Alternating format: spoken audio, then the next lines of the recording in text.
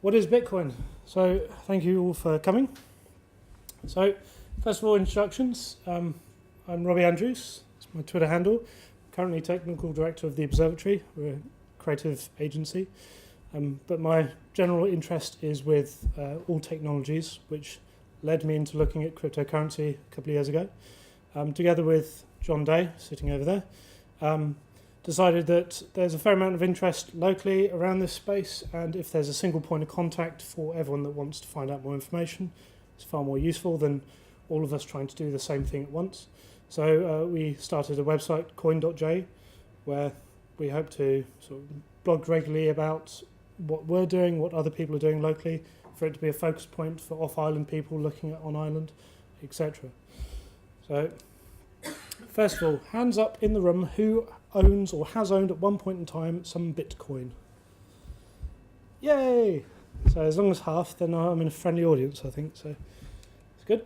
So firstly, some background. So a lot of people, when they think about Bitcoin or seen it in the news, if they're not aware of the technology aspect, they've probably seen the weird squiggly square QR code around, or they're thinking of hackers, or they're thinking of darknet web sort of marketplaces. Please come in.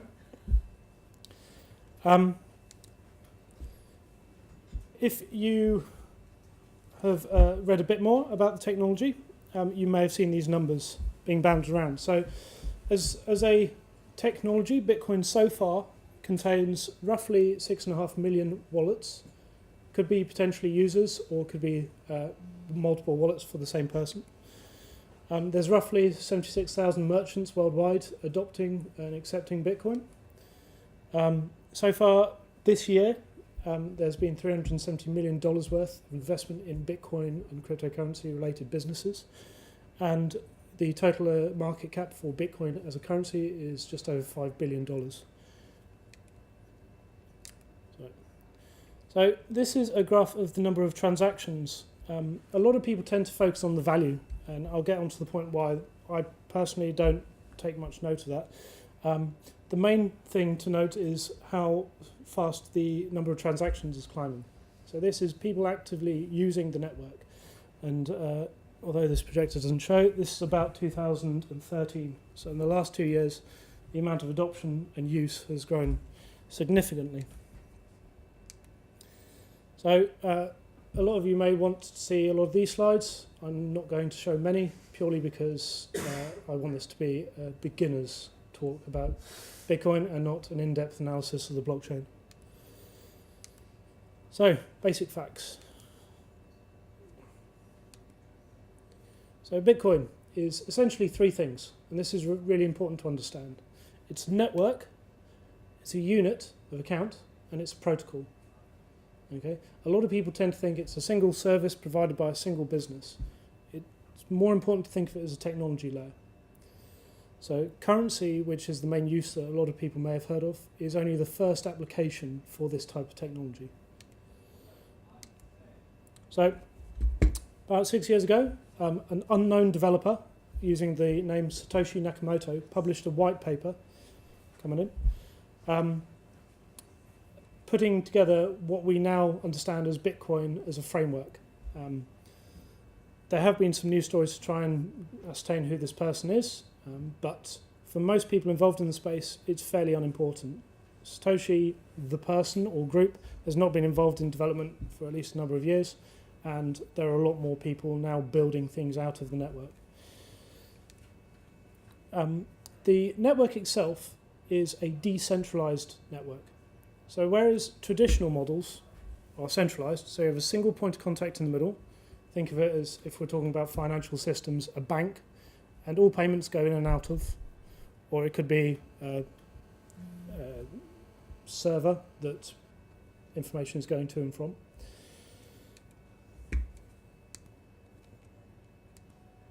A decentralized network, however, is every node on the network acts as an equal point of contact. So it talks to multiple points, and that way there is no single point that can dictate what the network does. It is purely listening to the protocols that are running on the network. So this is very important for the fact that I'll come on to later. But if you are familiar with technologies such as BitTorrent, it's a similar approach. So the coin. So the unit of value on the network for Bitcoin is the Bitcoin. Now this is where it gets confusing because Bitcoin can mean several different things. But as a unit of account, the network has decided that there will only ever be 21 million Bitcoin ever in existence. And it's releasing it at a slow point of every time interval that it dictates. At the moment we've mined about 3.5 million Bitcoin, so roughly halfway there. What did I say? Sorry. Oh, sorry, 13.5. Thank you. So roughly halfway there, and it is predicted to have the final coin near mined in 2,150, something like that. What this means is that, what this means is that you've got a really dictated supply of value into the network. So at no point can someone come in and just inject a large amount or print money, thus devaluing what you already have. At the moment, one Bitcoin is divisible down to 8 decimal places. So this is the smallest unit that you can currently send through the network, which, if my slide was working, is approximately 1/50,000th of 1 penny in current value. So when people say, well, there's only 21 million coins that will ever be produced, how is that scalable? It's because we're not increasing the amount of value on the network, we're just increasing the amount it can be divided down to. So it's infinitely scalable, but you're not devaluing what already exists. So the value itself is directly linked to its use. So the free market decides, okay, this thing sounds quite a good technology. How much do I think 1 Bitcoin is worth? I'll pay £50 for it. This person over here agrees, it's then worth £50. So over the years, it's climbed fairly steeply and people have started seeing it as an asset. But what's very important to understand is if everyone decides that it's no longer useful or something better comes along, the value is going to decrease. If it becomes more scarce because a large amount is seized and then destroyed, it becomes more valuable because there's less in the market. So why does this matter? So what's wrong with the current system? So at the moment, it is incredibly hard to send money around the world without some kind of barrier of entry or of transaction. It's very, very easy to email or send a digital file in other ways. What Bitcoin was designed to solve is that gap. So it's designed to be able to send transactions as easy as you would send SMS or emails. The important part is that it does it without any bank or middleman. So in the West, we have a fairly healthy banking system. Whatever you think of it, it works to a point. In other parts of the world, there are massive restrictions on what you can and can't do with value and currency and transactions. There's not that restriction online for any other type of data. So if you can marry the two and solve that problem, you're going to be able to enhance growth around the world. So here are the main points of Bitcoin and what it was designed to do. It's designed to be secure and fast. Okay, the average transaction time is 9 to 10 seconds and is confirmed after 9 or 10 minutes. Now, if you can compare that to current credit card processing systems or bank transfers, you're talking days, possibly weeks, depending on what currencies you're going in and out of. Okay? It's a low transaction fee. The transaction fee is set by the person sending. So if I'm sending someone £1, but I attach a £5 transaction fee, that was my decision, possibly a mistake. But it's going to get processed incredibly quickly by the network. If I want to send several million pounds and I attach 1 penny as a transaction fee, the amount of value being sent isn't important, it's just data. So the network says, okay, that's got a transaction fee of a penny, process that in accordance to the rest of the queue, and I'm not charged a percentage of the value I've sent.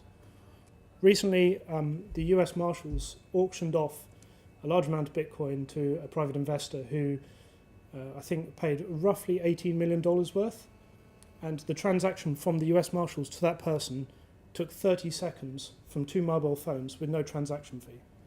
So if you're in finance and you ever wanted to compare that to your existing system, there's an obvious bonus for that approach.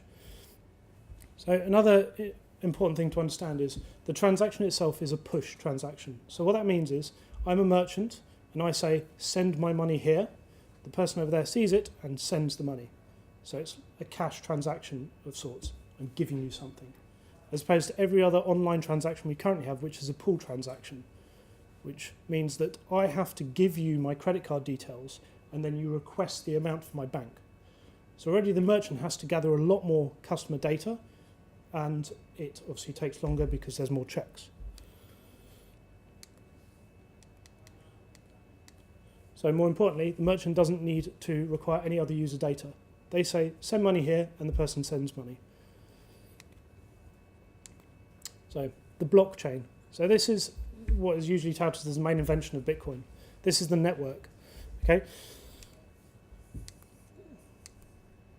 So the blockchain is a database of transactions that is shared on every single person on the network that is updating in real time. So every single copy of the blockchain contains every transaction ever processed forever. So that means if I go onto, say, John's wallet address that I know of, I can trace every single transaction he's gone to back to when he first created that wallet. So it allows the transaction ledger to be incredibly transparent, and this creates the trust on the network.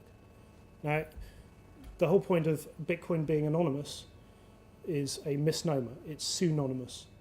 So what that means is, unless I know that John owns that wallet address, there is no way of me linking that to him. As soon as I do, I can obviously do some auditing on that. But more importantly, as long as I know that wallet address, I don't need to know what that person is or who they are or what they do. I can monitor the transactions through it. And so the whole network is doing this and agreeing that things happened by large, therefore they did. Can I ask a question? If we can leave questions until afterwards. Thanks. So this is the only screen with technical drawings on. The main thing being important, if this would stop jumping around. So the blockchain is called so because it's a chain of blocks. Every single transaction block, which is a list of loads of transactions the network's just processed, is time-stamped chronologically, and it uses the previous block's attributes to encrypt the current one. So this is why I said when someone comes along and says, I've suddenly got £100 million worth of Bitcoin and I'm going to send it to John. If that has never existed on the network before, it won't have had the correct algorithm encryption. Therefore, it would not be accepted. So this is why having it decentralized means that everyone can agree without any extra control needed. So yeah, if the majority of the network decides a transaction happened, then it did. So this is essentially what we pay trusted middlemen to do, to enforce transactions. This is the network deciding as an entity that something happened because the majority decided it happened. So this leads on to altcoins. Because Bitcoin is an open source piece of software, you can go on GitHub and you can download a copy of it and you can change some attributes and you can roll out your own. It's led to a lot of people doing so, and the term is known as altcoins or alternative coins. So there are currently over 300 different altcoins. A lot of people tend to look at Bitcoin and say, well, why don't we have Jersey coin? The reason being, well, this is essentially a bad idea, is because it's very easy to do, but all of these coins amount to about 6% of the current market share that Bitcoin has. So you instantly don't have the size of network, therefore you don't have the size of the trust, therefore it is pointless. You might as well use Bitcoin. There are certain extra reasons for rolling out your own, which are known in the industry as app coins. Two of them being Namecoin, which has ignored currency completely and said, how can we use this kind of network decentralized consensus to solve a problem? One being DNS, which is domain name service, which if you are familiar with how that currently works, would be a fantastic example to decentralize. Another that's come out is Ethereum, which is a platform for developing applications. But already it's decentralized and updates and checks are done by consensus of the network. So this is a very powerful distribution system. Ethereum hasn't launched yet, but there's a lot of buzz around it. Feel free to talk to me about it some other time because it confuses even me sometimes. So services. So because it's new technology type, a lot of service areas have popped up with entrepreneurs trying to solve problems. These are some of the areas looking at. So exchanges was one that straight away came about because people wanted to sell Bitcoin for actual money, or they wanted to use actual money to buy Bitcoin. There's a whole raft of exchange websites around the world, some bigger than others. This has been where most of the news you may have heard about Bitcoin has been. When an exchange has a problem, it has serious issues with the price of Bitcoin because it's just decentralizing the trust you have to one entity, and it's just saying, oh, this one entity has a problem, therefore the whole system does. Whenever all the exchanges were going under, if the big ones that did, there wasn't a problem with the technology. It was purely that everyone had put their trust into this one box that then was leaky. Storage. So the question that some of you have asked at the table upstairs is, okay, I've got some Bitcoin, how do I store this securely? So companies have popped up to solve that problem. So you can either have insured storage, so you send your Bitcoin to a company and they will insure it with pounds, or the current value, as and when it's lost, so that's negating that risk. Or you have hardware wallets, which are other ways of making sure that you can securely store your Bitcoin without having to trust your home computer. So it's an interesting approach on all these sectors. People have come up with multiple ways of solving these problems. And this is growing at a kind of quarterly rate. There'll be another handful of companies in each sector. So it's an incredibly rapidly moving industry. Processors, another one. A lot of people said, actually, I want to accept Bitcoin, but I still need to pay my bills in dollars or pounds. So how do I get that without going through an exchange? So there's a number of payment processors that have popped up which accept the Bitcoin on behalf of you through your online shop or whatever, and then send you instantly pounds. So although you don't have to have the risk of holding Bitcoin, you still get the benefits of accepting it. Financial services, obviously around the space, because it's starting to be used for such, there are multiple companies that are coming out and saying, actually, we can apply traditional financial services to this new sector. And mining hardware. So I won't go on about mining for the fact that you just shouldn't. If you don't already have mining rigs at home running, or you don't have, on last guess, about £10 million worth to sink into a data center with equipment, you will never see a return of interest. Generally, the attitude for the reason for mining is that the network is supposed to reward everyone taking part by randomly distributing new Bitcoin to them.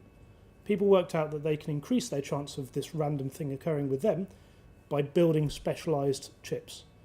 And now you're competing with these specialized chips are racks upon racks in data centers with free or cheap electricity and very, very low rent. So if you're in Jersey, none of those boxes are ticked. So I'd say if you've already mined some Bitcoin, well done.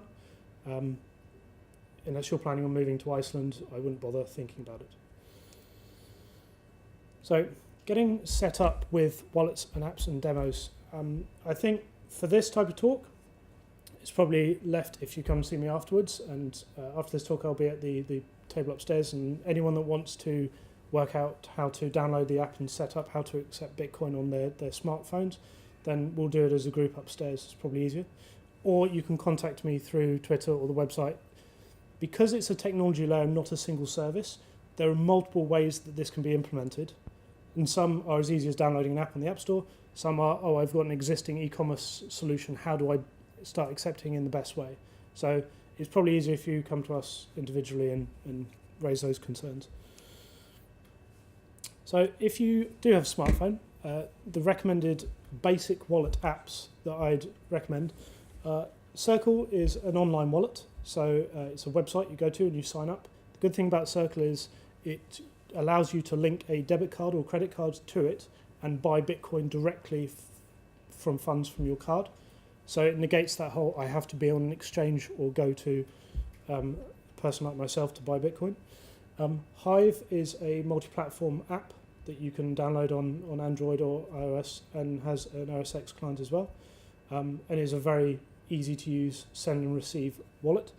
And blockchain.info is, again, a hot wallet that has an app face to it.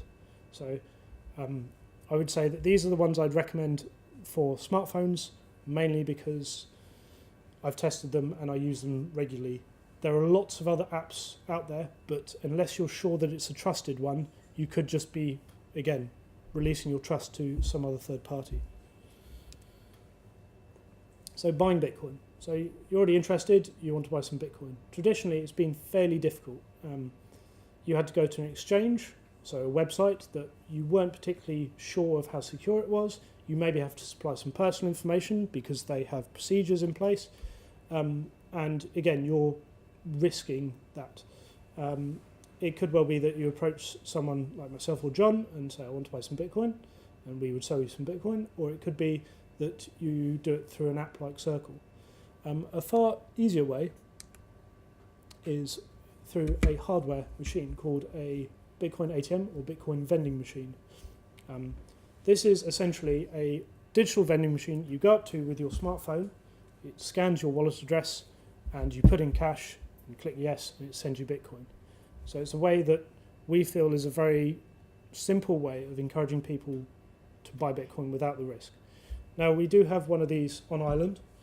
We have not launched it yet because we're still in talks with the regulator as to whether we're allowed to. It's an ongoing talk, but for anyone that is interested, I will happily give demos.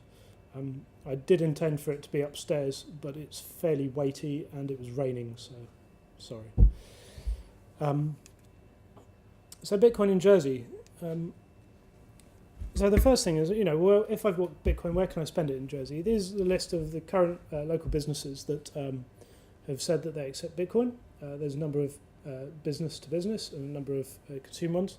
Again, if this projector is hard to read, if you go to coin.je, there is a full up-to-date list of merchants.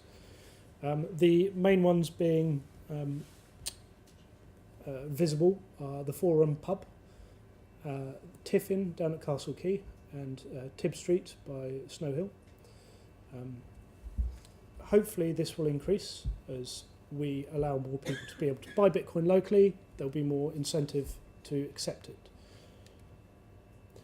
So on a more organisational front, Digital Jersey has run a series of cryptocurrency talks, I believe 2 so far this year, and which have been very well received by a wide range of businesses and sectors. They've also commissioned a report on cryptocurrency and the opportunities locally. They've also just renewed a focus on fintech and cryptocurrency, and this has been in the last couple of weeks that this has been announced that it's one of their focuses. So there's a lot more onus on them to be pushing this forwards. From the State of Jersey side, they've issued a note on the government position stating things like it is legal to own Bitcoin and mine Bitcoin and sell Bitcoin in Jersey. These are the tax implications, etc. Philip Ozoff, when he was Treasury Minister, spoke at Inside Bitcoins, which was a large Bitcoin expo a couple of months back, to a large amount of the industry on what he believes Jersey could be doing in this sector. And they've also commissioned a research piece to be undertaken by the JFSC as to how the regulator would deal with cryptocurrency-based businesses. And this is still ongoing. Also, while this loads,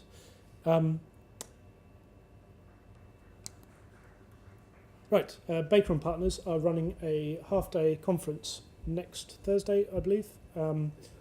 This Thursday. Yes, at the Royal Yacht. If you search online on Eventbrite or just Google Baker & Partners Bitcoin, you'll be able to have a look. I believe it's a free event, and they have a speaker coming over from a regulatory body to talk to various parts of the industry about the space and what Jersey could be doing and the thoughts off Ireland on it. So if you are interested in it, I highly advise that you attend. Right, so as far as international press and online press, we've had a fair amount of coverage just purely announcing that we're... I swear it's this thing, it worked previously.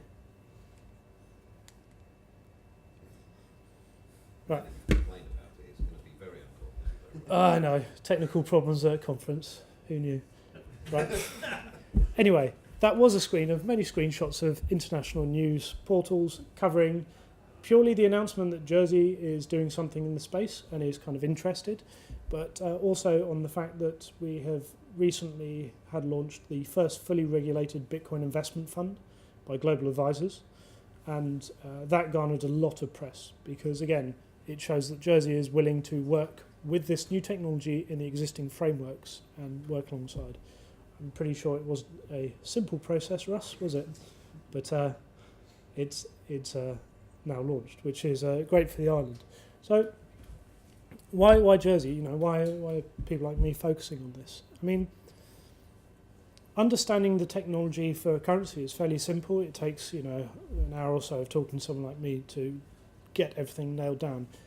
Far more important is understanding what impact this idea of a trustless network that you're not depending on a middleman could be to service industries, which a large amount of the Jersey workforce works in. If in the near future we're not relying on lawyers to enforce contracts, I can just program a contract and it automatically happens when variables are met, then I don't need a trusted middleman to enforce this. It either happened or it did happen. And I think this approach of understanding what impact this disruptive tech could have with other service areas, you know, it's a very, very dangerous position Jersey should be taking if it sticks its head in the ground, because we've seen before Jersey tends to stand back and say, no, we don't want to redo anything about this, you know, we'll let the world decide what happens, and then opportunities miss us, you know, e-gaming being one of them recently. And I think that there's a massive opportunity if Jersey wants to focus on learning more about this and encouraging businesses in the space to move to Jersey and build services here, that we could be part of that conversation and lead us to where it's going. So, thank you for that short presentation. I thought it would be best to quickly cover stuff. There's probably massive gaps in what you wanted answering. So if we open it up to the floor for questions. Anyone? I had a question about the blockchain recording every transaction forever. Yep. Is the blockchain in everyone's wallet? No. So originally, when there was just one version of the Bitcoin client, which is Bitcoin Qt, which you can still download and use, that had the entire blockchain in it. But if you download that now, it's going to then download, 22 gigs worth of data, which is the entire transaction ledger, down to your machine. So even on, you know, gigabit fiber, it's going to take a while. So I'd say probably not the best way of approaching that. Because this problem existed, people started building what they call light clients. Or first they went to, okay, we'll have websites that offer the wallet service, but I'm not having to download the whole ledger. The website has it on its server. That's fine. And then people started saying, well, I don't have to trust a website entirely with access to my Bitcoin, so there must be another way of doing it. So people started to develop light clients, which are essentially, they, in some part, download a very small amount of the transaction ledger just to verify things, or not at all, and they're syncing remotely with the blockchain. So you can go on any website and download an entire copy of the up-to-date blockchain, or you can go on any number of websites that have a copy and you can query it via that way. So if you ever want to do that and you have someone's wallet address, you can go to something like Blockchain Explorer or blockchain.info and paste in their wallet address, and it will show you their entire transaction ledger. So the thing that I was leading on to there was scalability. I mean, every transaction forever is a large. I mean, you know, there's things like YouTube, which have got massive amount of data. Yeah. I would say it's tiny by comparison. Like if you took something like YouTube, the amount of data that they deal with is phenomenal. I would say that as the blockchain grows, storage is becoming cheaper and internet speeds are getting faster. I don't think it's ever going to be a problem from that point of view. Comparing YouTube to the other, YouTube is sort of relatively centralized, whereas the blockchain is distributed. Okay, so if you applied, BitTorrent way of thinking, so a decentralized system, and some of the torrent files are fairly large. If you viewed that as entire, okay, that is a big file, but I'm only serving it from small places. That's taking the decentralized concept and just saying, okay, well, once the blockchain becomes too big to download onto normal clients and the internet speed isn't fast enough and storage is too expensive, we would have just subsections of that.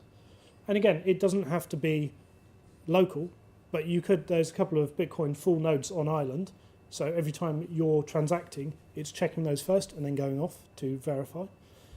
But really, the speeds we're talking about for transaction confirmation, there don't need to be that many copies of the full blockchain, but the important thing is there can be. Does that make sense? At the moment, yeah, 7,000 full nodes, so not the 6.5 million wallets, there's only a few thousand of them, but that's still, you're not reliant on any central body or anyone paying for a data center who can sort of own the data.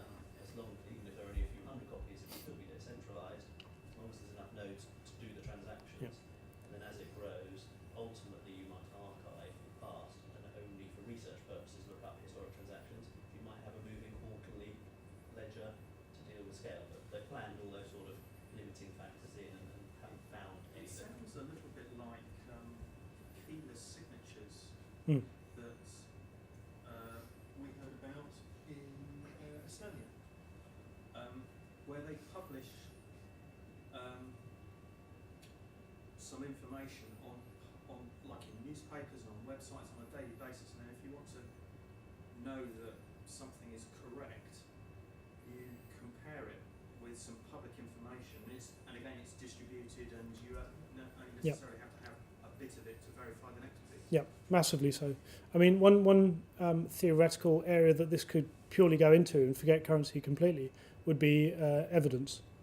So at the moment, I could sign a certain encryption hash into the blockchain based off a piece of software that I've written, and as soon as it's in the blockchain and there's been a number of transactions past it, at any point in time I can go back and say there is no doubt that I didn't sign that at this point because I have this key, and as soon as it's changed in any way, shape or form, it's going to be different and therefore rejected by the network. So purely for evidence logging, that would be a really important tool. I think you could apply the same. You look at patents or copyright, the same approach. Okay, at what point did you digitally sign that video file into a blockchain-based ledger? Well, 3 years ago with this key. There's no doubt that didn't happen because it's been transacted upon since.